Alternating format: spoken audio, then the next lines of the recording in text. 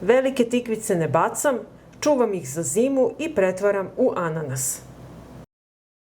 Prvo ću oprati tikvice.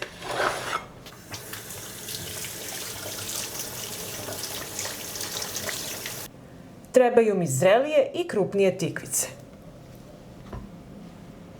Oljuštit ću tikvice.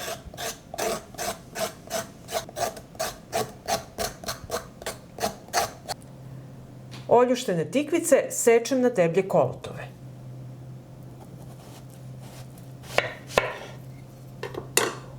Ovako ove debljine.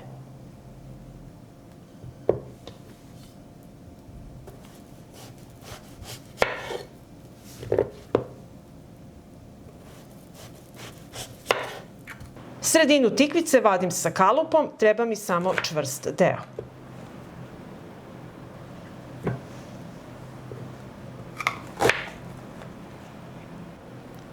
Potrebna mi je šerpa.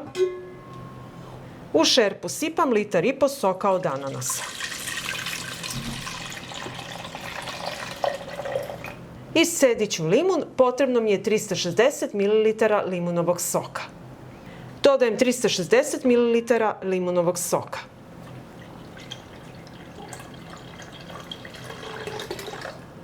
Dodajem 600 grama šećera.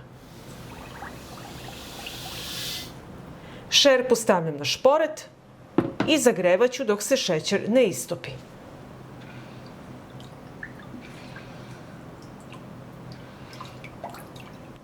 Šećer se istopio. Tikvice spuštam u preliv.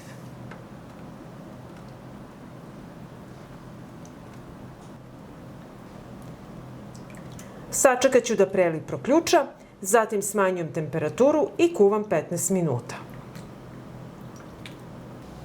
Tikvica tokom kuvanja upija sok od ananasa.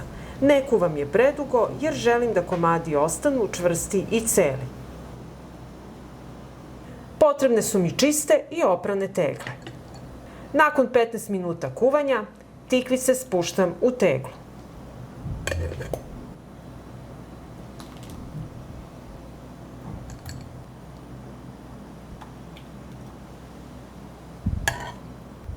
Tegle nemojte puniti do vrha.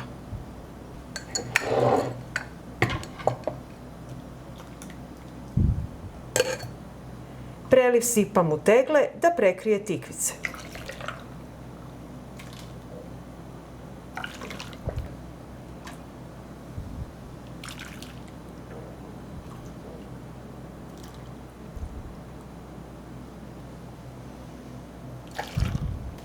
Obrisat ću vrh tegle i odmah ću ih zatvoriti.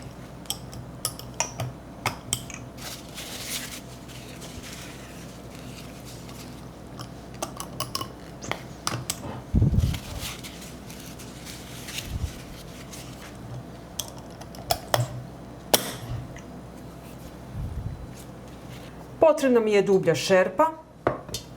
Na dno šerpe stavljam krpu i u šerpu ređam tegle.